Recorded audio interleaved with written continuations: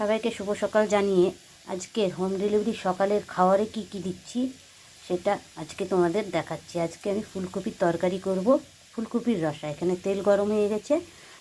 সবার প্রথমে ফুলকপিটাকে একটু ভেজে নেব। এখানে আলু ভাজা হয়ে গেল, ডাল, আলু ভাজা আর ফুলকপির রসা। ডাল ভাত হয়ে গেছে। ফুলকপির আলুটা আমি আগের থেকে ভেজে নিয়েছি।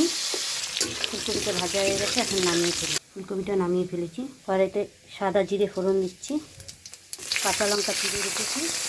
এখন দিয়ে দিচ্ছি হলুদের গুঁড়ো, জিরের গুঁড়ো, লঙ্কার গুঁড়ো, স্বাদ মতন লবণ, সামান্য একটু জল, ভালো করে কষিয়ে আদা থেতো করা, স্বাদ মতো চিনি। এখন আলু ফুলকপি একসঙ্গে দিয়ে দিচ্ছি, ভালো করে মিশিয়ে নিচ্ছি। সামান্য একটু জল দিয়ে দিচ্ছি, জল দিয়ে ভালো করে কষিয়ে নিচ্ছি। কষানো হয়ে গেছে, এখন জল দিয়ে নেব। জল দিয়ে দিচ্ছি নাপ মতো। ফুলকপির রসাটা হয়ে গেছে, এখন নামিয়ে ফেলি। সামান্য একটু গরম মশলার গুঁড়ো দিয়ে দিচ্ছি।